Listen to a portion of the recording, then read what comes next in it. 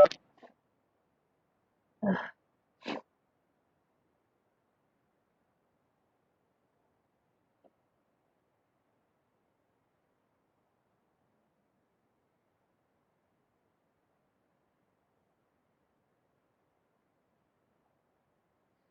Nitrogen containing compounds में हमारा Hoffmann ब्रोमाबाइड degradation तक हो चुका था। उसमें हमारा जो एक प्रिपरेशन टेक्निक कार्टियस रिएक्शन, पता नहीं मुझे दिया है कि नहीं एनसीईआरटी में, बट ये भी देख लो, ये भी इससे भी हम अमीन्स जो है। गुड इवनिंग आशीष। बच्चे ज्वाइन क्यों नहीं हुए यार?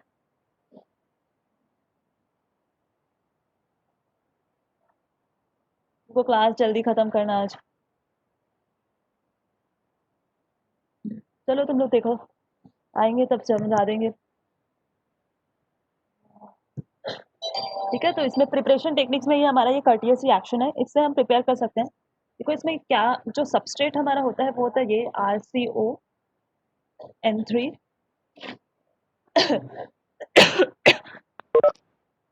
ठीक है, ये इसको हम बोलते हैं एकाइल अजाइड।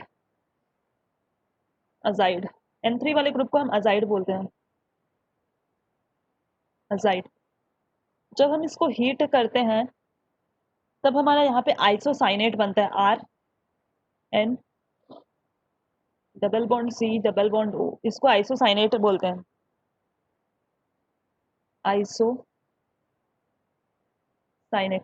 जब N से देखो ये एम्बिडेंटेड लिगेंड्स होते हैं, अगर तुम लोगों को थोड़ा भी आइडिया होगा, जो साइनाइड ये NC और CN का जो सीन है यहाँ पे, NC और CN ये दोनों साइड से लिगैट कर सकता है, यहाँ से भी कर सकता है और यहाँ से भी कर सकता है।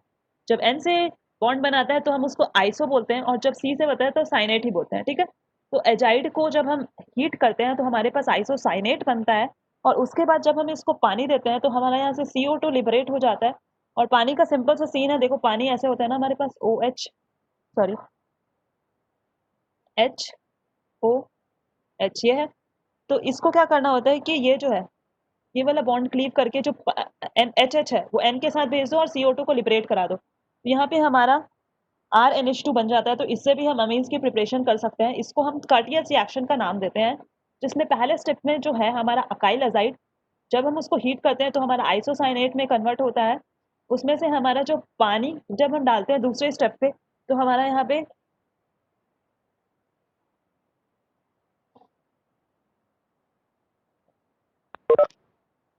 पे CO2 लिबरेट होता है और RNH2, यहाँ पे हमारा 1 डिग्री अमीन जो है यहाँ पे मिल जाता है। अब देखो इसकी मैकेनिज्म देख लेते हैं। तो कभी भी अकाइल अजाइड के ऊपर ये हीट और पानी एक साथ दे तो आइसोसाइनेट फॉर्म करके नहीं आओगे, ये फॉर्म करके आओगे। देखो सबका अपना अपना इंपॉर्टेंस है। अगर हीट है सिर्फ यहाँ पे अकाइल अजाइड के पास, तो तुम आइसोसाइनेट जो इंटरमीडिएट है NC ये फॉर्म करके आओगे। H2O डालने से हमारा यहाँ पे हाइड्रोलिसिस हो रहा है, और हाइड्रोलिसिस होने के बाद हमारा यहाँ पे अमीन बन रहा है। ठीक है, अब इसकी मैकेनिज्म हम चेक करते हैं एक बारी। R C double bond O, azide मतलब N3 ग्रुप को हमेशा एजाइड समझना। ठीक है, N ट्रिपल बॉन्ड N। देखो N के यहाँ पे 2 बॉन्ड बने तो नेगेटिव होगा, इसने 4 बॉन्ड बना रखा है तो पॉजिटिव होगा, ये होगा कहानी। अब क्या होता है देखो, ये बॉन्ड यहाँ पे शिफ्ट होगी, ये बॉन्ड यहाँ पे शिफ्ट होगी। कार्बन 5 बॉन्ड बना नहीं सकता है, ऑक्सीजन की इलेक्ट्रोनेगेटिविटी ज्यादा है, अपने तरफ इलेक्ट्रॉन पेयर को ले खींचेगा, वापस से इलेक्ट्रॉन फेंकेगा, और यहाँ से R हमारा बाहर निकल जाएगा। क्या बोला मैंने, अजाइड के स्ट्रक्चर में जो N है उसके पास, हमारे पास एक के पास नेगेटिव है, एक के पास पॉजिटिव है। नेगेटिव वाला अपना इलेक्ट्रॉन पेयर जो है इसके ऊपर फेंकेगा, फेंकेगा तो कार्बन ऑक्सीजन के बीच में जो डबल बॉन्ड है, ऑक्सीजन की इलेक्ट्रोनेगेटिविटी ज्यादा होने के कारण वो अपने साइड इलेक्ट्रॉन को पुल करेगा, because carbon can not form 5 bonds. यहाँ पे शिफ्ट होगा तो वापस से वो अपने इलेक्ट्रॉन को फेंकेगा, और R यहाँ से बाहर निकलेगा, और हमारा यहाँ पे बनेगा सीन ये C double bond O double bond N N triple bond N, और पॉजिटिव यहाँ पे ये कहानी है। अब देखो यहाँ पे जो N2 है, दैट इज, यहाँ पे ये N2 जो गैस है ये बहुत अच्छा लिविंग ग्रुप है, एंट्रोपी भी सपोर्ट करती है। देखो N2 जो यहाँ पे दिख रहा है कहानी। अब देखो यहाँ पे ये हीट करने तो यहाँ तक पहुंचे हम। क्या बोला मैंने, यहाँ पे जो N2 फॉर्म हुआ है N के ऊपर पॉजिटिव है, तुमको दिमाग लगाना होता है मैकेनिज्म में कि किसको निकाल सकते हैं हम मैक्सिमम। थोड़ा बहुत भी याद है तो तुम प्रोसीड कर लोगे। तो N2 जो है यहाँ पे ये बहुत अच्छा लिविंग ग्रुप होता है और एंट्रोपी भी सपोर्ट करता है, तो ये यहाँ से लीव करेगा और जो R नेगेटिव है वो इसके लीव करने के बाद इस पे अटैक मारेगी, क्योंकि यहाँ पे 2 बॉन्ड है तो यहाँ पे पॉजिटिव चार्ज आ जाएगा। क्या बोला मैंने, ध्यान से सीखो। देखो हमारा ये स्टेप क्लियर हो गया। ये स्टेप होने के बाद हमारे पास कहानी हो गई है ये, यहाँ पे डबल बॉन्ड शिफ्ट हो गया है, C डबल बॉन्ड O, और यहाँ पे है ये N2 is a very good leaving group. Entropy increases, देखो एंट्रोपी इंक्रीज हो रही है, यहाँ पे गैसेस फॉर्म में जा रहा है, N2 गैस लिबरेट होगा यहाँ से, एंट्रोपी भी सपोर्ट कर रहा है, तो ये लीव करता है। जैसे ये लीव करेगा यहाँ पे पॉजिटिव चार्ज आएगा, डेफिशिएंसी होगी ना नाइट्रोजन की औकात सॉरी, नाइट्रोजन के पास 3 होते हैं बॉन्ड फॉर्म करने के और एक लोन पेयर होता है, तो लीव करने के बाद ये होगा कि नाइट्रोजन के ऊपर पॉजिटिव आएगा और R नेगेटिव अटैक मारेगा। हमारी कहानी होगी ये C double bond O double bond N और यहाँ पे हो जाएगा R। ये हुआ, यहाँ से N2 जो है वो लिबरेट हो चुका है गैस के फॉर्म में। अब ये मत पूछना कि मैम ये N2 क्यों लिबरेट हुआ है, एंट्रोपी सपोर्ट करती है, याद रखना पहले प्रोडक्ट बनते हैं और उसके बाद उसका मैकेनिज्म उसके अकॉर्डिंगली डिस्कवर किया जाता है। जो भी तुम केमिस्ट्री में ये सब मैकेनिज्म पढ़ रहे हो सब हाइपोथेटिकल है, एक्चुअल में ऐसा कुछ होता ही नहीं है, ये सब हाइपोथेटिकल है, ये सब बनाया हुआ कहानियां है। रिएक्शन कर दी कुछ भी, अब क्या किया लैब वाले, क्या करते हैं साइंटिस्ट, अकाइलेजाइड उठाए डब्बे से कोई भी ना, हीट कर दिया ये बन गया, उसके ऊपर पानी डाल दिया ये बन गया। अब सवाल उठता है कि ये बन गया प्रोडक्ट तो समझ में आ गया ये है, अब क्या करते हैं उसके मैकेनिज्म के लिए जो पॉसिबल वेज होते हैं ना उसको देखने चलते हैं तो जो सबसे सूटेड होता है, ये सब एक्चुअल में नहीं पता ऐसा होता होगा कि नहीं होता होगा, ये दिमाग लगा के अपने प्रोडक्ट तक पहुंचने तक निकाल रहे हैं, जो भी मतलब फिजिबल जो सबसे बेस्ट होता है। ठीक है, हमारे पास ये बन गया है। अब क्या होगा, अब यहाँ पे हमारी पानी आएगी HOH, यहाँ पे है लोन पेयर ऑफ इलेक्ट्रॉन, ये बेचारा कार्बन ऑक्सीजन से जुड़ा हुआ है, N से जुड़ा हुआ है, यहाँ पे डेल्टा पॉजिटिव साफ दिख रहा है, ये जाके यहाँ पे अटैच होगा और नाइट्रोजन अपने साइड ये पुल करेगा, अपने साइड पुल करेगा, तो यहाँ पे हमारी कहानी होगी C डबल बॉन्ड O, यहाँ पे हमारे पास जुड़ गया है पानी, वो जैसे हॉफमैन ब्रोमाबाइड में था ना वैसे ही होगा। याद किसी को अगर याद हो तो ये देखना, जो आइसोसाइनेट है इंटरमीडिएट वो हमारा हॉफमैन में भी बना था, बस मैंने नाम नहीं बोला था लास्ट क्लास में। जो लिंक कर पा रहा है, हॉफमैन ब्रोमाबाइड डिग्रेडेशन में भी यही हुआ था। NR यहाँ पे आ गई है हमारी नेगेटिव, OH पॉजिटिव यहाँ पे, ठीक है। ये अब सबको पता है कि ये जो हमारा OH है, O के ऊपर पॉजिटिव चार्ज जो है वो स्टेबल नहीं होता है, तो क्या करेगा ये अपने कुर्बानी देगा, ये वाला हाइड्रोजन ये वाला कुर्बानी देगा, तो H+ जाके यहाँ पे ये जुड़ जाएगा इस N नेगेटिव के साथ। COH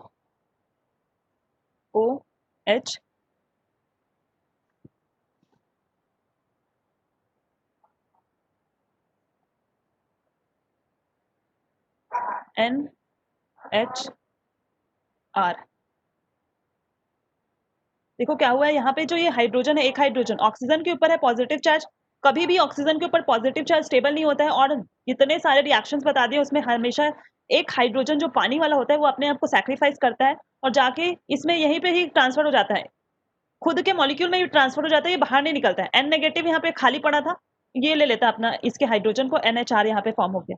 अब देखो क्या होता है, अब ये होता है कि ये अपने साइड इलेक्ट्रॉन पुल करता है, यहाँ से CO2 निकलने की एंट्रोपी सपोर्ट हो रही है, CO2 गैस फिर से निकलेगा यहाँ से जैसे पिछले बार निकला था, एंट्रोपी फिर से सपोर्ट कर रहा है, एंट्रोपी इंक्रीज हो रही है, देखो गैस में जाएगा तो एंट्रोपी इंक्रीज होगी तो क्या होगा, स्पॉन्टेनियस होगा, तो हमेशा ये CO2 गैस, ये N2 गैस, ये जो निकल रहा है ना इसमें एंट्रोपी भी सपोर्ट करती है, ये वाला बात पॉइंट को भी याद रखना। H यहाँ पे शिफ्ट होगा, यहाँ पे जाके ये वाला जो H+ निकलेगा इस बार फिर से यहाँ से ये अटैच हो जाएगा और हमारे पास यहाँ पे निकल जाएगी RNH2 plus CO2 gas, CO2 gas यहाँ से लिबरेट हुआ ना, ये वाले हाइड्रोजन का बॉन्ड अपने आप को सैक्रिफाइस किया तो क्या होगा, यहाँ पे ध्यान से देखो, दिमाग लगाना सीखो। अब H+ निकला यहाँ से, ये बॉन्ड यहाँ पे शिफ्ट हुआ, H+ निकला, यहाँ पे ये वाली बॉन्ड यहाँ पे शिफ्ट हो गई है, तो यहाँ पे कौन है हमारे पास NHR, N के ऊपर है नेगेटिव, आपस में ये दोनों बॉन्ड बना लिए, RNH2 CO2 गैस,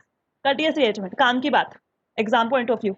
एकाइलेजाइड कभी भी दिखे उसके ऊपर हीट और पानी दिखे तो तुमको याद रखना है कि apart from all the 5 preparation techniques, हम इससे भी अपना जो अमीन्स है वो बना सकते हैं, पहली बात। दूसरी बात, what is the intermediate, common in both Hofmann bromamide degradation and Curtius reaction. Question ये है, what is the intermediate common in both Hofmann bromamide degradation and Curtius reaction? तो याद रखना आइसोसाइनेट बीच में बनता है। तीसरी बात, अकाइल एजाइड को सिर्फ हीट करने से क्या बनता है? कोई ये प्रोडक्ट फॉर्म करके नहीं आएगा आरएनएस2, यहीं पे प्रोडक्ट को छोड़ देना है आइसोसाइनेट। पानी डालने से शॉर्टकट याद रखना कि तुमको पता है अमीन बनता है, तो CO2 गैस लिबरेट करा देना और बाकी जो बचा खुचा चीज है, ये को यहाँ से ब्रॉन के वेज किया ना मैंने, ये पानी डाल के HOH, ये शॉर्टकट बता रही हूँ। CO2 याद रखना गैस लिबरेट होता है इसमें से, और बाकी जो बचा है उसको एक साथ जोड़ देना और अमीन फॉर्म कर देना। ये थी मैकेनिज्म, नहीं पढ़ना है।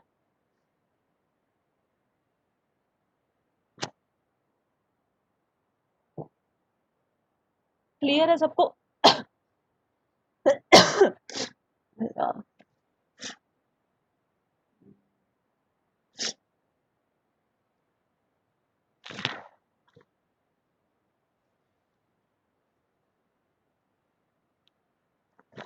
ठीक है, अब हमारे पास है फिजिकल प्रॉपर्टीज। हमारे जो प्रिपरेशन टेक्निक्स है, अब मेरे को नहीं पता ये वाला रिएक्शन जो है वो एनसीईआरटी में दिया है या नहीं, कर्टियस रिएक्शन, बट मेरे को लगा पढ़ाना चाहिए, मैं इसलिए पढ़ा दी। अजाइड से भी प्रिपेयर कर सकते हैं। तो 6 टोटल प्रिपरेशन टेक्निक्स होते हैं। फिजिकल प्रॉपर्टीज मतलब कि अब अगर हम लोगों को अमाइंस की फिजिकल प्रॉपर्टीज देखनी है तो उसके बारे में हम क्या बोल सकते हैं? तो जैसे कि हम बात कर सकते हैं कि वो दिखता कैसे है, क्या face, colour, odour, solubility, boiling point, ये सब चीज जो है वो फिजिकल प्रॉपर्टीज में आते हैं। तो मीन्स कि अगर हम फिजिकल, किसी को अभी तक दिक्कत तो नहीं है कर्टियस रिएक्शन में? जिन लोग लेट ज्वाइन किए थे उन लोगों को बताओ। एक बात बताओ, तुम लोग ये सब सवाल ववाल बनाते हो कि नहीं, मतलब कि जेई वगैरह के जो भी तुम्हारे पास बुक है? Aldehyde, ketones, carboxylic, alcohol, phenol, ethers, halo alkanes, halo arenes, हमारे ये टोटल कितने टॉपिक्स हो गए? 2 3 2 5 6 7 8, 8 टॉपिक्स हो चुके हैं। अमीन्स चल रहा है, बहुत सारे बन हो सकता है। हर्षिता बन रहे हैं कि नहीं बताओ, तुम जेन्युइनली बताओ, जो बच्चे बना रहे हैं उससे मैं बात कर रही हूँ। हर्षिता तुमने बना रखा है ना? बनते हैं कि नहीं? जो क्लास में टॉपिक्स हो रहे हैं, जो ट्रिक्स हो रहे हैं, उससे जो भी क्वेश्चन है, मतलब मैक्सिमम क्वेश्चन, मैक्सिमम की बात कर रही हूँ मैं, बनते हैं कि नहीं बनते हैं? मैम बनते हैं, सारे बन रहे हैं ना हर्षिता, जितने के हैं? रेगुलर बेसिस पे पूछ रही हूँ, सारे चैप्टर्स के जिन लोग लिंक्ड है होते हैं। Solve Chavez is also saying, ये तो नहीं है ना कि जेई के क्वेश्चंस बन ही नहीं रहे हैं? सब चीज होना चाहिए। बनता है मैम, 10 में से 7 होता है। 10 में से 7 होता है, तो इसके लिए मैं ये बोलूंगी सावेज, वो 3 क्वेश्चन तुमसे तब बनेंगे जब तुम ऑर्गेनिक में वो होंगे, मतलब कि एकदम जैसे कि एक बार तुम्हारा हो जाएगा ना ऑर्गेनिक का ये पूरा 10, ये 11th का भी मैं बोल सकती हूँ ड्रॉबैक हो सकता है। 11th के कॉन्सेप्ट यूज होते हैं, पहली बात 11th में कमांड करो पहले, तो फिर 12th का ये पूरा ऑर्गेनिक खत्म कर दो। MS चौहान का नहीं बनता, MS चौहान का नहीं बनता है। दिक्कत क्या होती है, भेजना तो मेरे को थोड़ा क्वेश्चंस कैसे होते हैं उसके, MS चौहान वाले। अर्चिता तुम ही भेजना जो नहीं बनते हैं, ठीक है? MS चौहान वगैरह के जो हाई लेवल है ना, तुम लोग पहले बेसिक्स करो, लेकिन ये नहीं कि बेसिक्स में तुम एनसीईआरटी या किसी पे चिपक गए। मैं जेई लेवल की बात कर रही हूँ और नीट लेवल की बात कर रही हूँ। उसके सवाल जो उसके प्रिस्क्राइब्ड तुम्हारे पास जो भी बुकलेट्स होंगे, उसके सवाल बनने चाहिए मैक्सिमम, मैं एम टेलिंग मैक्सिमम। उसके बाद तुम ऐसे शिफ्ट करो, और तुमको अगर लग रहा है कि और ऐसा में तुम छोड़ दोगे कि 3 4 क्वेश्चन हो रहे हैं बाकी नहीं हो रहे, तो कभी नहीं सीखोगे। कोई भी सब्जेक्ट में कमांड तभी आता है जब तुम उसको थॉरो बार बार करते हो। मतलब ये है कि अगर ऑर्गेनिक के सारे चैप्टर्स हो गए, उसके बाद तुम सारे चैप्टर्स के लिंक कर पा रहे हो। अभी मान लो तुम्हारा नाइट्रो वाला नहीं था, रिएक्शन सब मिला जुला होता है, तो तुम उस आगे प्रोसीड नहीं करवा रहे हो, कोई भी दिक्कत नहीं। एक बार कंप्लीट हो जाए, सब होना चाहिए, लिंक होना चाहिए। ये बोल रही हूँ, 11th का जो पोर्शन छूट गया उसको देखो और तुम लोग, ठीक है?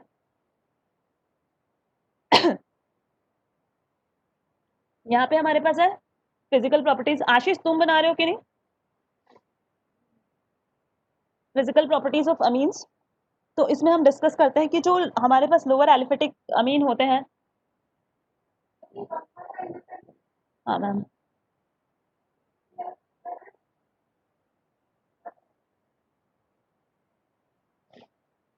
लोअर एलिफेटिक अमीन, आशीष ठीक है, बनाओ बनाओ यार, तुम लोग ऐसे मतलब मत करो कि क्वेश्चन नहीं बना रहे हो, बस कॉन्सेप्ट सीख रहे हो, तब फिर कुछ रिवाइज नहीं होगा।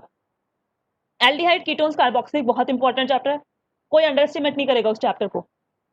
मैं पहले बोल रही हूँ, aldehyde ketone carboxylic organic class 12 का सबसे इंपॉर्टेंट और वाइटल चैप्टर है। उसको जो अंडर एस्टिमेट करेगा या छोड़ छाड़ेगा कि ढंग से नहीं पढ़ा है, उसकी नहीं होगी। उसमें सबसे ज्यादा नेम रिएक्शन और सबसे ज्यादा टेस्ट ये सब है।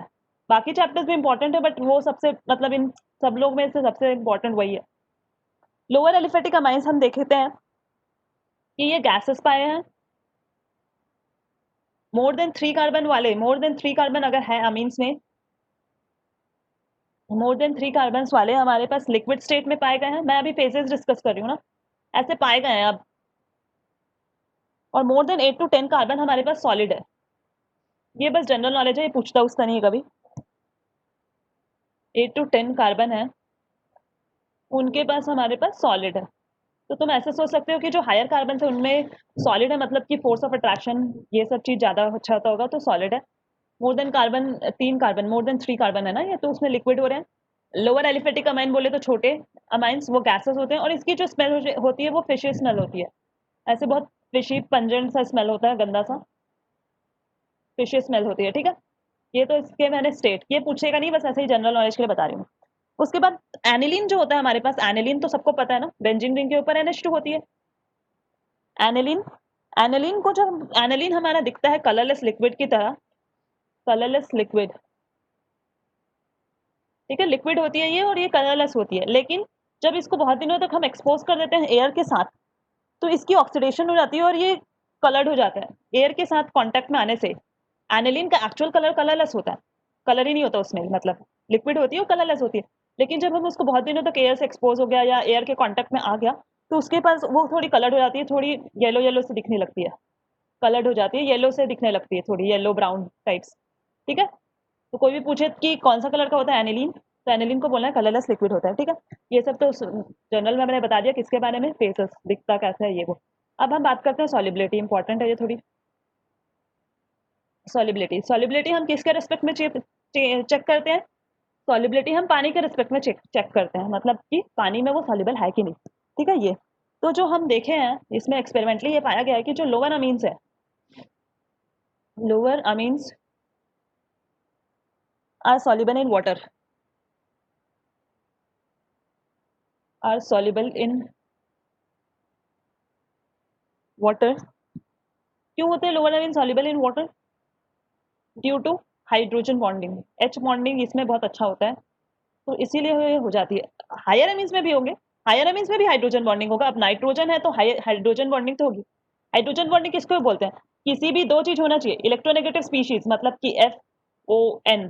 कौन से याद रखोगे? F सबसे ज्यादा इलेक्ट्रोनेगेटिव, ऑक्सीजन फिर नाइट्रोजन, इनकी जो बॉन्डिंग करा देते हैं हम किसके, H के साथ, तो हम इसको हाइड्रोजन बॉन्डिंग बोलते हैं। मतलब मोटा मोटा बात करें तो, शॉर्ट टर्म में जुगाड़ के तरीके से याद करें कि हाइड्रोजन बॉन्डिंग क्या होती है, तो कोई भी इलेक्ट्रोनेगेटिव स्पीशीज जब हाइड्रोजन के साथ बॉन्डिंग करने जाता है तब उसको हम हाइड्रोजन बॉन्डिंग। अब तुम कार्बन और हाइड्रोजन बॉन्ड करते हो तो क्या इसको हाइड्रोजन बॉन्डिंग बोलते हो? नहीं, ये हाइड्रोजन बॉन्डिंग नहीं है, बिल्कुल नहीं है।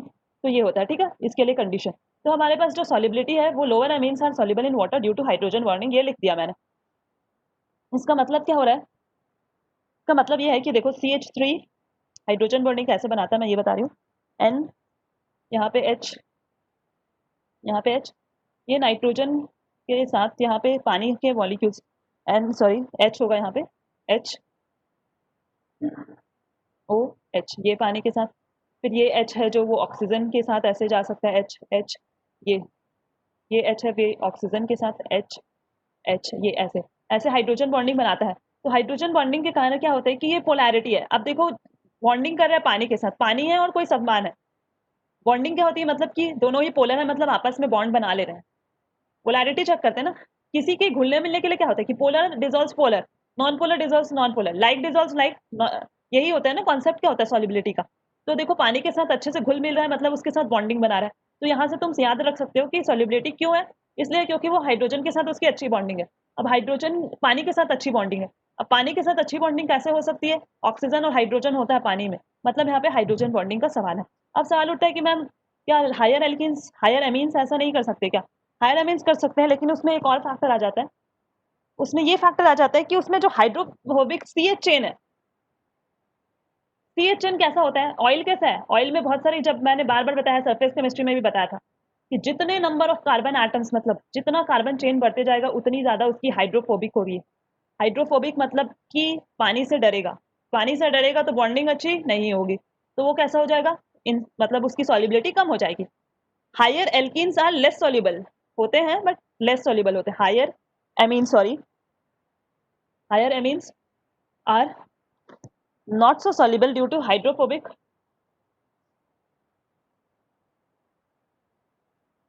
due to hydrophobic hydrophobic CH chain. अब देखो CH3NH2 ये तो लिख दिया मैंने, अब इसमें तुम नंबर ऑफ कार्बन चेन्स बढ़ाते जा रहे हो, यहाँ पे CH2 हो जाएगा, नंबर ऑफ कार्बन चेन बढ़ाते जा रहे हो, जितना ज्यादा नंबर ऑफ कार्बन चेन उतनी ज्यादा इसकी कंपैटिबिलिटी पानी के साथ बुरी, उतनी जितनी ज्यादा बुरी कंपैटिबिलिटी, क्या बोला मैंने, CH चेन जो होते हैं, कार्बन जो होते हैं एल्काइल चेन्स, वो कैसे होते हैं, हाइड्रोफोबिक होते हैं। हाइड्रोफोबिक मतलब पानी से डरते हैं। सॉल्युबल कहाँ से होंगे, ऑल्दो ये नाइट्रोजन है जो, वो हाइड्रोजन बॉन्डिंग अभी भी करेगा, जो हायर एल्केन्स की बात है ये अभी भी हाइड्रोजन बॉन्डिंग करेगा, लेकिन उतना ज्यादा सॉल्युबल नहीं होगा जितने छोटे एल्केन्स होते हैं, छोटे अमीन्स होते हैं। क्यों नहीं होगा, क्योंकि यहाँ पे हमारा जो, यहाँ पे एक और हिंड्रेंस वाला पॉइंट आ गया है, वो है CH चेन। CH चेन बढ़ गई है तो उसकी हाइड्रोफोबिक कैरेक्टरिस्टिक ज्यादा होती है, पानी से डरता है ये, तो कहाँ से कंपैटिबिलिटी अच्छी नहीं है, तो इसकी जो सॉल्युबिलिटी होती है वो कंपैरेटिवली लेस होती है। तो कभी कोई पूछे कहीं पे एग्जाम में आ गया तो बता देना ये, ठीक है। सॉल्युबिलिटी के बाद हम डिस्कस करेंगे बॉइलिंग पॉइंट की। बॉइलिंग पॉइंट भी थोड़ा इंपॉर्टेंट है कि बॉइलिंग पॉइंट किसकी कैसे रेस्पेक्ट में चेंज होती है।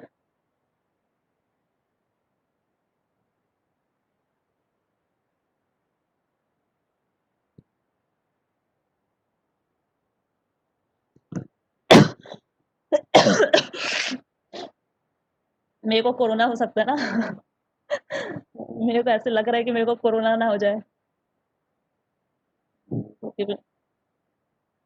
बॉइलिंग पॉइंट जो है हमारे पास, वो हमने देखा है कि देखो बॉइलिंग पॉइंट में क्या होता है, बॉइलिंग पॉइंट का मतलब यहाँ पे ये है हमारे पास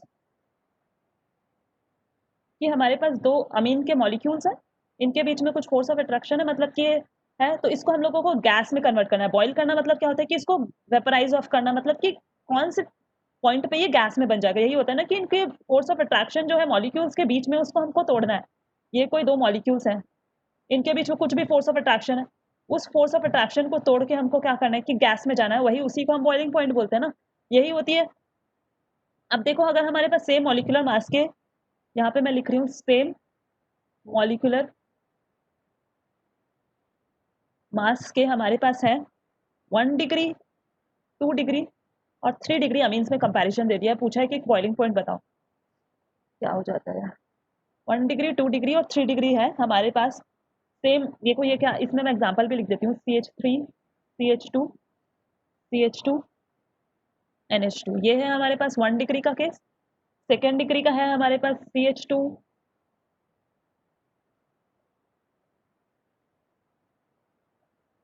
2NH CH3, सॉरी यहाँ पे CH3।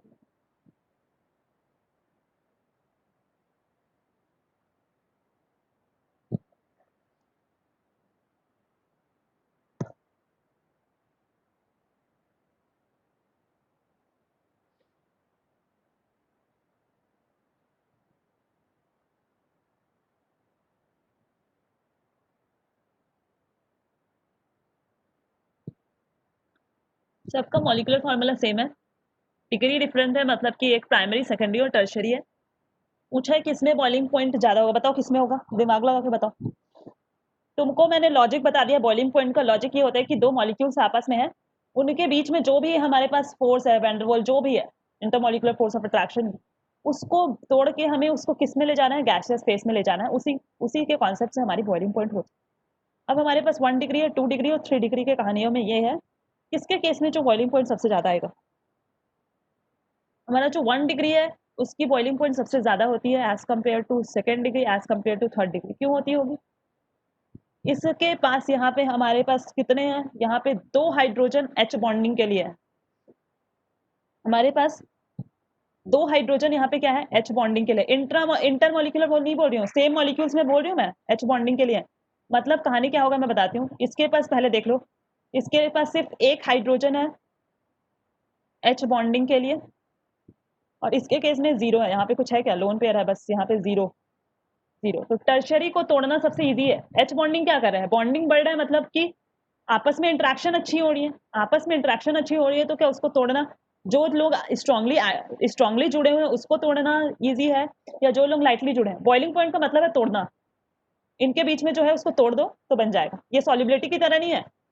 सॉलिबिलिटी की मतलब नहीं है कि सॉलिबिलिटी में इंटरेक्शन देखना होता था, तो पानी के साथ जितनी अच्छी इंटरेक्शन उतनी तो एच बॉन्डिंग उसमें सपोर्ट करती थी। इसमें इसको तोड़ना है तो इसमें बॉइलिंग पॉइंट इसकी, इसको वेपोराइज ऑफ करना सबसे हार्डर होगा ना यार। जितनी अच्छी होगी, कैसे होगी देखते हैं। इसमें हाइड्रोजन बॉन्डिंग में हम दो ये कैसे बना रहा है। मान लो हमारे पास ये है CH3, जो भी है, यहाँ पे N है, यहाँ पे H है। यहाँ पे पानी मत ले आना हाइड्रोजन बॉन्डिंग के केस में। ये दूसरे नाइट्रोजन मॉलिक्यूल के साथ यहाँ पे हमारा H CH3, या जो भी अल्काइल शेल यहाँ पे है वो है होगा ये CH3। ठीक है, अब क्या होगा, ये वाला जो हाइड्रोजन है इसका तो हो गया है हाइड्रोजन बॉन्डिंग के साथ लिंक। अब यहाँ पे एक और हाइड्रोजन है, ये हाइड्रोजन भी हाइड्रोजन बॉन्डिंग करेगा दूसरे यूनिट के साथ। दूसरे यूनिट के साथ किसके साथ करेगा? यहाँ पे ये NH जो है यहाँ पे हमारा N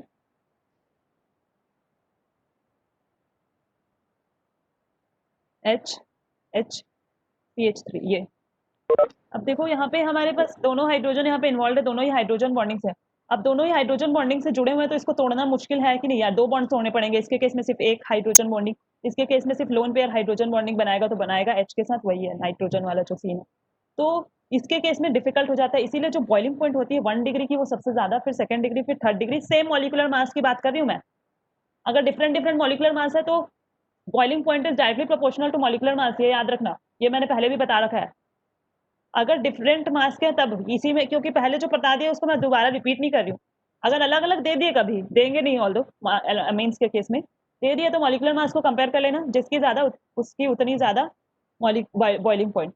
और है हमारा ये, इसके केस में क्या हो रहा है, ये अगर सेम मॉलिकुलर मासेस है, मतलब सेम मॉलिकुलर फॉर्मूला दिख रहा है तुमको, सबका उतना ही है, लेकिन प्राइमरी सेकेंडरी और टर्शरी का सीन आ गया तो याद रखना कि प्राइमरी के केस में हमारे पास दो हाइड्रोजन अवेलेबल होते हैं हाइड्रोजन बॉन्डिंग के लिए, और उसको तोड़ना मुश्किल होता है, तो बॉइलिंग पॉइंट उसके केस में सबसे हाईएस्ट होगी। ठीक है,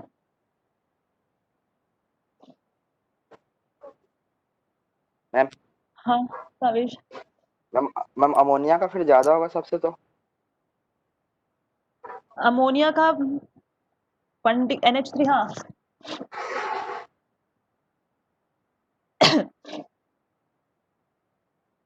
यहाँ पे हमारे पास अगर तुम्हें ROH के साथ कंपेयर करवा दिया है कभी, ये अल्कोहल के साथ, ये भी बनाता है हाइड्रोजन बॉन्डिंग, ऑक्सीजन है। ऑक्सीजन भी तो हाइड्रोजन बॉन्डिंग कर सकता है ना ऐसे दूसरे यूनिट के साथ। यहाँ पे HO जो भी R ये सब उसके हो सकते हैं जो भी है।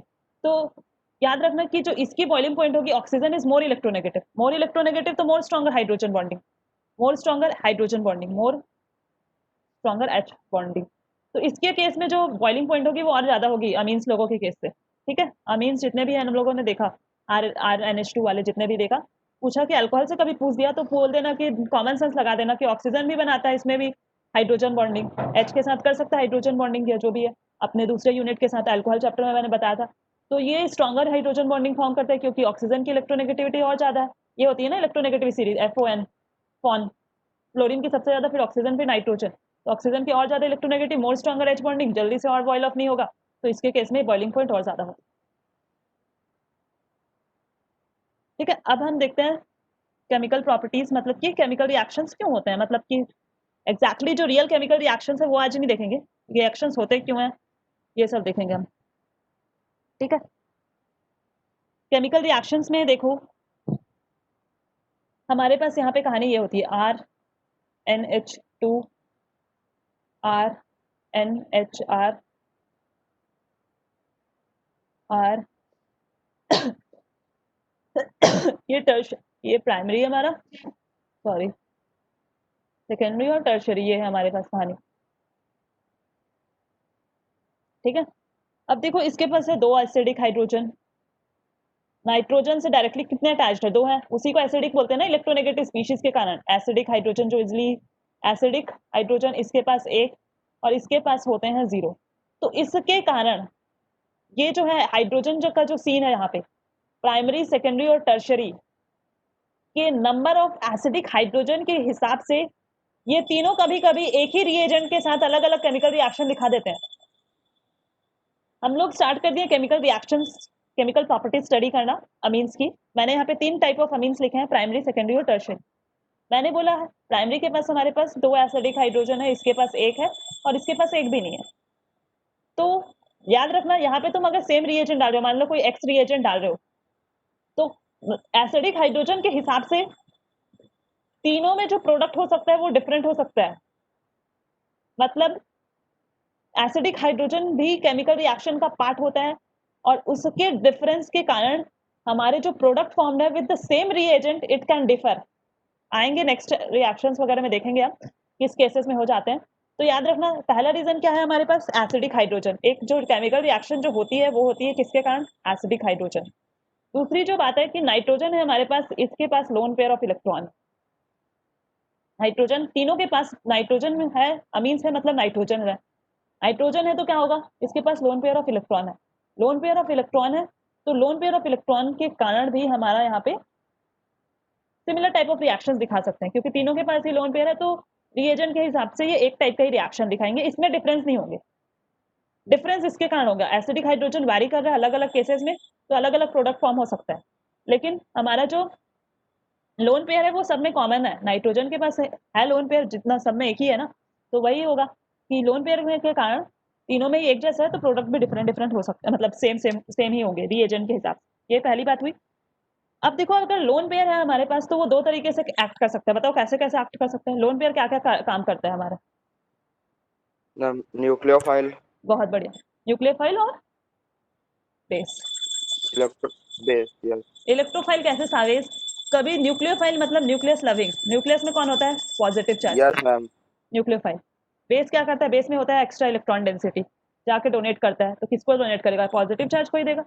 तो क्या होता है, बेस जब होता है तब किसको अटैक करता है, एच को अटैक करता है। 1000 बार बता दिया मैंने, ये कोई नहीं बताएगा। न्यूक्लियोफाइल यहाँ पे होता है किस पे, कार्बन पे जाकर अटैक करता है।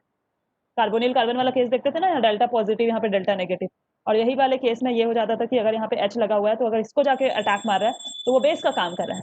अगर मैं एल्डिहाइड का काम करूँ तो लोन पेयर और न्यूक्लियोफाइल काम कर सकते हैं दोनों, वो डिपेंड करता है किसके हिसाब से क्या करेगा। तो यहाँ पे देखो 2 टाइप्स के रिएक्शन हो सकते हैं, एक तो न्यूक्लियोफिलिक हो सकता है और एक जब लोन पेयर हमारा बेस की तरह काम कर सकता है। तो अब देखते हैं हम पहले बेस वाला। क्लियर है सबको अभी तक।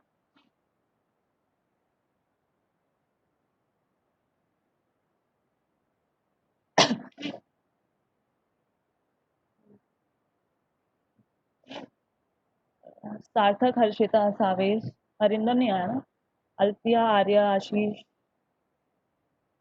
सृष्टि।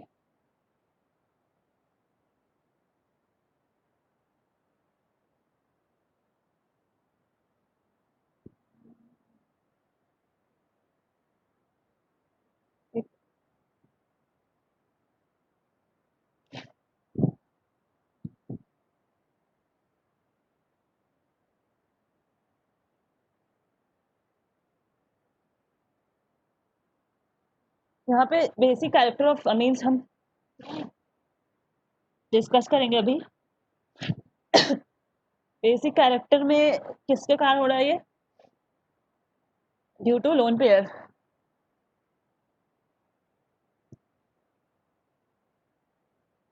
हम यहाँ न्यूक्लियोफिलिक कैरेक्टर नहीं स्टडी कर रहे हैं, हम यहाँ पे basic character of amines discuss कर रहे हैं। मतलब नाइट्रोजन का जो लोन पेयर है वो किसकी तरह काम करेगा, अभी बेस की तरह काम करेगा, ना कि न्यूक्लियोफाइल की तरह। तो देखो क्या होगा, अगर हमारे पास यहाँ पे कोई ये है RnH2 ग्रुप, N के ऊपर है लोन पेयर ऑफ इलेक्ट्रॉन, सामने कोई HX एसिड ये पड़ा हुआ है, HCl HX जो भी है, H ये एसिड, यहाँ पे ये किसके तरह के है, बेस। क्या काम करेगा बताओ, बताओ क्या करेगा, सार्थक तुम बताओ। हमारे पास बेस है, एसिड ये HX, N के ऊपर है loan pair of electrons. Base acid से क्या क्या करेगा, मैक्सिमम क्या सोच सकते हैं बताओ, सिंपल सा सवाल है ये। अरे बताओ, मैं स्ट्रिक्ट नहीं हूँ, गलत भी बताओगे तो चलेगा।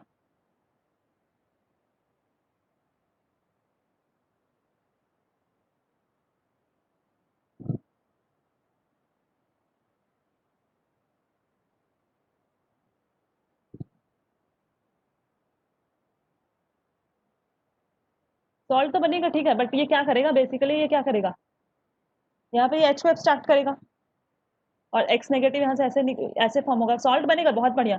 एसिड बेस न्यूट्रलाइजेशन रिएक्शन होता है, सॉल्ट बनता है, no doubt, that is a different thing. But यहाँ पे बेस का काम क्या होता है, हाइड्रोजन को एब्स्ट्रैक्ट, ऐसे दिमाग चलना चाहिए कि हाइड्रोजन को ये एब्स्ट्रैक्ट करेगा, तो यहाँ पे क्या हो जाएगा, RNH3 पॉजिटिव, और यहाँ पे हो जाएगा हमारी X नेगेटिव ऐसे, तो ये सॉल्ट होता है, अमोनियम का सॉल्ट, ये बन गया। ठीक है, एक्स भी यहाँ पे इलेक्ट्रोस्टैटिक फोर्स ऑफ अट्रैक्शन है, एक्स यहाँ से ऐसे एक्स नेगेटिव बाहर नहीं निकलेगा, ऐसा ही रहेगा। लेकिन जो ये हाइड्रोजन है ये जाके इस पे अटैच हो गई है और नाइट्रोजन के ऊपर पॉजिटिव चार्ज आ गया क्योंकि इसने 4 बॉन्ड बना लिया, NH2 3 बॉन्ड पहले से थे, H और अलग से आके जुड़ गया, तो ये हमारे यहाँ पे सॉल्ट हो गया। ठीक है, जैसे कि एनिलीन है हमारे पास, NH2 है, इसमें हम लोगों ने HX डाल दिया है, HX, तो ये क्या करेगा, H को एक्सट्रैक्ट करेगा और एनिलीनियम आयन बनाएगा हमारा, एनिलीनियम सॉल्ट। यहाँ पे क्या बन जाएगा हमारा, NH3 पॉजिटिव और X नेगेटिव, ये तो ये होता है हमारा anilinium salt, anilinium anilinium salt. ठीक है, अब देखते हैं, अब तुम देखो एक एक चीज देखो, जो हमारा सॉल्ट बना है, जैसे कि हमारा जो सॉल्ट बना था यहाँ पे क्या बना था, RNH3, यहाँ पे बना था Cl नेगेटिव, मान लो ना, HCl लिया था मैंने, ये सॉल्ट बना था। जब हम इसको वापस से बेस में डालेंगे, NaOH में डाल दिया मैंने, Na पे होता है पॉजिटिव, OH नेगेटिव, क्या होगा देखो, क्या फॉर्म होना चाहिए, NaCl बाहर निकल जाएगा सबसे पहले, NaCl को उठा के चला जाएगा, OH H को उठा के चला जाएगा, -H2 माइनस NaCl, बचा क्या, RnH2। वापस से जो अमीन रिएक्शन किया था किसके साथ, एसिड के साथ, वो क्या होता है, बेस में जाते साथ ही अपने वापस से उसी फॉर्म में आ जाता है। तो कभी तुमको दे ये सॉल्ट प्लस NaOH बेस, तो तुम पॉजिटिव नेगेटिव अलग कर देना, रिस्पेक्टिव सॉल्ट, पानी बाहर निकाल देना और वापस से जो हमारी अमीन जिससे बनी थी वो वापस आ जाती है। ठीक है, अब देखो ऑर्डर ऑफ बेसिसिटी हम देखते हैं, ऑर्डर ऑफ बेसिसिटी ऑफ अमीन।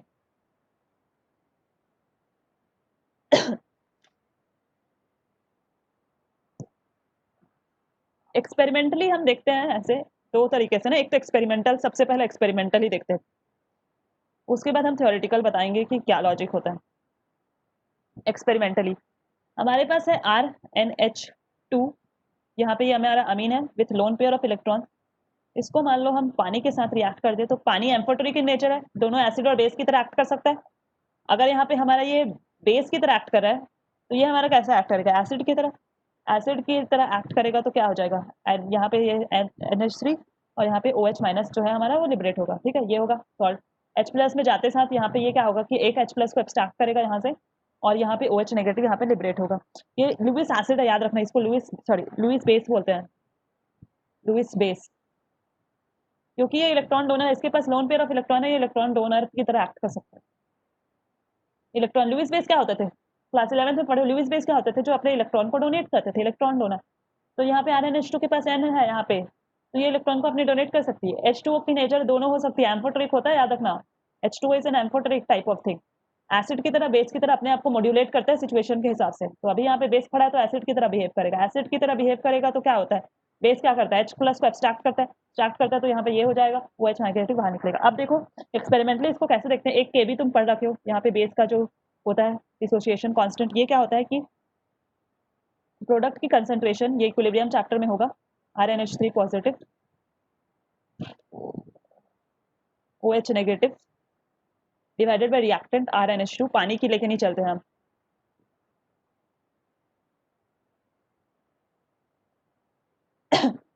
पानी की लेके नहीं चल रहे हैं, पानी प्योर लिक्विड का नहीं लेते ना, प्योर लिक्विड प्योर सॉलिड का नहीं लेके चलते हैं, तो यहाँ पे ये H2O का नहीं लेंगे यहाँ पे, तो ये होती है हमारी Kb आ गई।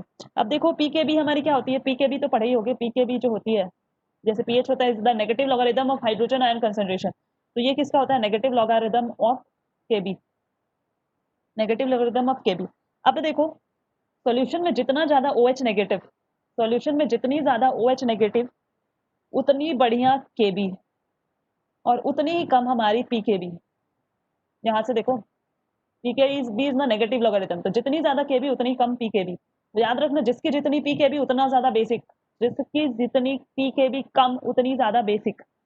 ठीक है, ये मैंने बेसिक का बोला है, ये बेसिक का यहाँ पे ये लिख लो, बेसिक होने के लिए ये होना चाहिए, और ये हमारा यहाँ से आया है जो भी एक्सपेरिमेंटली ऐसे डिटरमाइन करते हैं।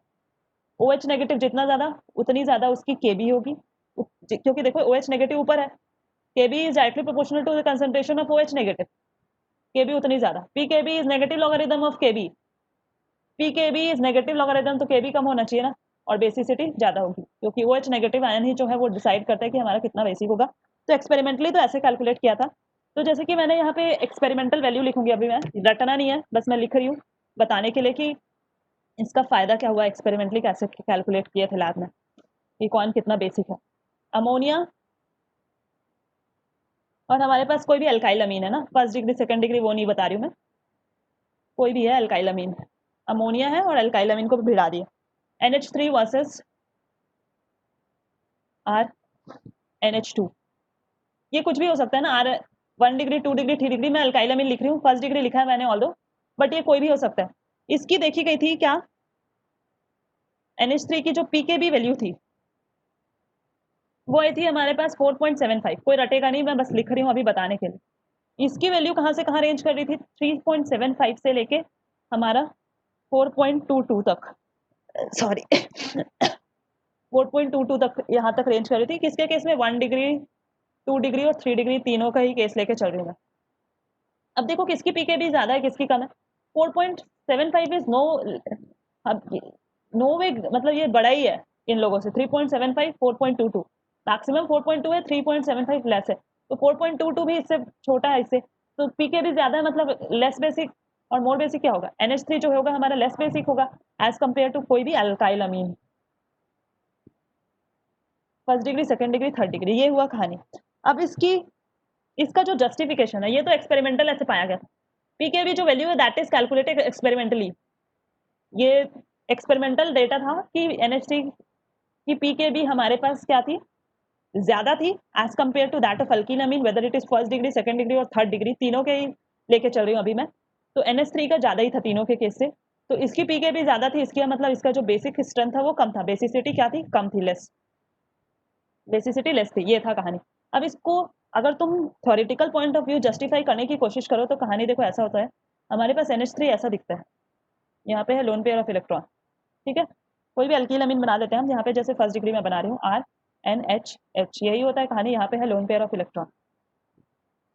अब देखो यहाँ पे है R के पास कैसा स्ट्रेंथ होता है हमेशा, R सब देखते ही कभी भी CH3 C2H5 C3H7 कुछ भी देखो, कभी भी R ग्रुप देखो तो सबसे पहले इसकी जो सबसे बढ़िया प्रॉपर्टी होती है +5, भाड़ में जाए +M रेजोनेंस के साथ कुछ नहीं सोचना है, +I देखना है तुमको, ठीक है, +I इसकी सबसे अच्छी होती है, +I मतलब कि इलेक्ट्रॉन डोनेटिंग कैरेक्टरिस्टिक, डोनेशन का पावर है, डोनेशन का पावर है मतलब कि अपने इलेक्ट्रॉन डेंसिटी को यहाँ पे इसके साइड देगा, N के ऊपर ऑलरेडी इलेक्ट्रॉन डेंसिटी है और यहाँ पे इलेक्ट्रॉन डेंसिटी, बेस का मतलब क्या होता है, इलेक्ट्रॉन डोनर, लुईस बेस का मतलब सबसे पहले सोचो इलेक्ट्रॉन डोनर, इसके पास इलेक्ट्रॉन डेंसिटी भर भर के है, ऊपर से R और दे रही है उसको, ये इजिली डोनेट कर लेगा, ऐसे सोच सकते हो, इजिली डोनेट कर देगा, इजिली डोनेट कर देगा तो क्या हुआ, जो इजिली डोनेट कर देगा वो अच्छा बेस, अब इसके केस में तो इलेक्ट्रॉन डेंसिटी है, बेस तो जरूर है, ये भी डोनेट कर सकता है, एन के ऊपर जो लोन पेयर ऑफ इलेक्ट्रॉन है वो भी जा सकते हैं डोनेशन में, ये भी बेस है नो डाउट, लेकिन इसको अभी और पीछे से सपोर्ट करने वाला कोई नहीं है, इसके केस में क्या है, इलेक्ट्रॉन डोनेट करना होता है काम बेस का, तुम कहाँ पे अप्लाई कर रहे हो ये भी देखो,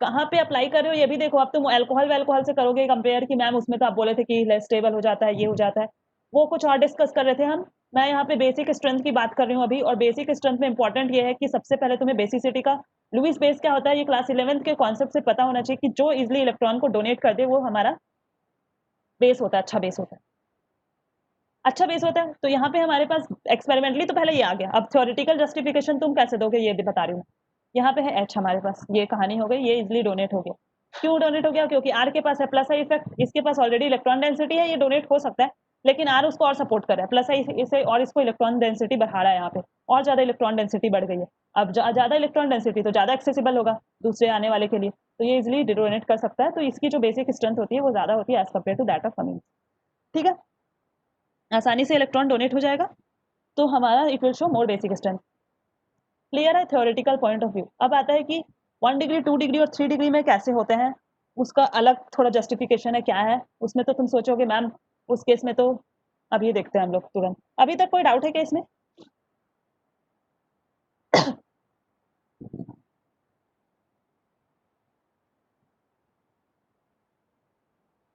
बता दो यार एक बार।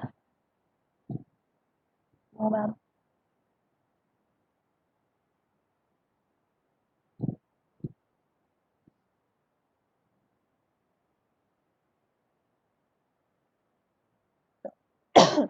सृष्टि नो मैम। सृष्टि बच्चे आप कौन से स्कूल से हैं? कि आप भी वहीं से हैं शायद ना, कैरियर पब्लिक स्कूल से, जहाँ तक मेरे को याद आ रहा है। I don't know, CPS stand for carrier public. Okay ठीक है, तो अब देखते हैं अमीन्स हमारे पास है 1 डिग्री, 2 डिग्री और 3 डिग्री। ये है कहानी हमारे पास। अब हम अमीन्स में ही कंपेयर कर रहे हैं, अब हम अमोनिया को हटा चुके हैं। अमोनिया तो इन लोगों से पीछे ही है, ये एक्सपेरिमेंटल भी प्रूव हो गया है और थ्योरेटिकल भी हम लोगों ने इसके लिए जस्टिफिकेशन ढूंढ लिया, due to inductive effect of R group attach to 1 degree, 2 degree and 3 degree. इसकी जो बेसिक स्ट्रेंथ होगी, मतलब इसकी जो इलेक्ट्रॉन डोनेट करने की कैपेसिटी होगी, इन तीनों की अमोनिया से तो बेटर होगी। अब कहानी होता है इन तीनों के केस में। इन तीनों के केस में अगर तुम पिछले वाले पॉइंट से अगर जस्टिफाई करो, देखो ये जो अमीन्स है 1 डिग्री, 2 डिग्री, 3 डिग्री, ये ना इसकी जो बेसिक स्ट्रेंथ ना गैशियस स्टेट फेस के हिसाब से डिफर कर जाती है। गैशियस फेस में और एक्वस फेस में, दो फेस में हम लोगों को डिस्कस करना है। दोनों में वो अलग अलग प्रॉपर्टी दिखाती है और अलग अलग पैरामीटर्स इसको गवर्न करते हैं। क्या बोला मैंने? अमीन 1st degree, 2nd degree, 3rd degree की हम लोगों को बेसिक स्ट्रेंथ कंपेयर करने आया एग्जाम में। मैंने बोला कि तुमको सिंपल ये वाला फैक्ट नहीं लगा देना। अगर तुम जनरल सोचोगे तो मैम यही तो होता है, RnH2, R2n NH और R3n, यही होता है। जो इंसान के पास थोड़ा सा पिछले वाले से दिमाग लगाएगा वो बोल देगा मैम R3n, ये तो 3 3 दे रहा है, इतना ज्यादा इलेक्ट्रॉन डेंसिटी इसके ऊपर, तो भर भर के इलेक्ट्रॉन डेंसिटी है, 3 R ग्रुप है, इसके पास तो 2 R ग्रुप है और इसके पास 1 R ग्रुप है, तो ऑब्वियसली इसके पास सबसे ज्यादा इलेक्ट्रॉन डेंसिटी होगी। तो जो हमारा 3rd डिग्री है वो जीतता है, फिर 2nd डिग्री और ये 1 डिग्री। ये बात सिर्फ और सिर्फ गैशियस फेस तक सच है। गैशियस फेस में कभी तुम्हें कंपेयर करने के लिए आए कि पूछ दिया कि compare the basicity of 1 degree, 2nd degree और 3rd डिग्री अमाइन, कुछ भी हो, C2H5, CH3, C3H7, C4H10, जो भी हो, उसके हिसाब से पूछे गैशियस फेस में, तो तुमको नो डाउट ये वाला लगा देना है, इंडक्टिव इफेक्ट वाला fact plus I effect plus phi effect वाला जस्टिफिकेशन विंस। इसमें कैसे विंस कैसे होगा? ये R, ये कहानी है। इसमें सबसे ज्यादा इलेक्ट्रॉन डोनेशन, सब तरफ से इलेक्ट्रॉन डोनेट कर रहा है, 3 3 आ रहा है भाई, कितना ज्यादा इसके पास इलेक्ट्रॉन डेंसिटी होगा तो इजिली डोनेट हो जाएगा। 3rd degree wins. 2nd degree के केस में क्या होगा? RnHR, ये होगा, तो ये दो तरफ से देगा, इधर इधर से देगा, तो ये भी हो गया। 1st डिग्री में क्या होगा? RnH2, तो ठीक है ये भी देगा, लेकिन इसके पास सिर्फ एक ही है, तो इसकी बेसिक स्ट्रेंथ सबसे कम होगी। ये प्लस आई इफेक्ट हमारा जो पहला लॉजिक था वो सिर्फ और सिर्फ, लेकिन अभी मैंने बोला है कि ये गैशियस फेस में विन करता है। This is not the criteria for deciding the basicity in aqueous face. Aqueous face में दूसरे पैरामीटर्स भी रूल करते हैं और उसके बाद भी हमको एक्सेप्शन स्टडी करना ही पड़ता है। तो गैशियस फेस तक कभी भी आया तो तुम ये लगा दोगे लॉजिक, ठीक है। अमोनिया इन सबसे पीछे है, यहाँ पे अमोनिया लिखाएगा। अमोनिया अभी भी पीछे है, अमोनिया की हमेशा पीछे है, एक्वस हो चाहे गैस, अमोनिया हमेशा पीछे है। क्लियर है अभी तक यहाँ बात? अब एक्वस फेस में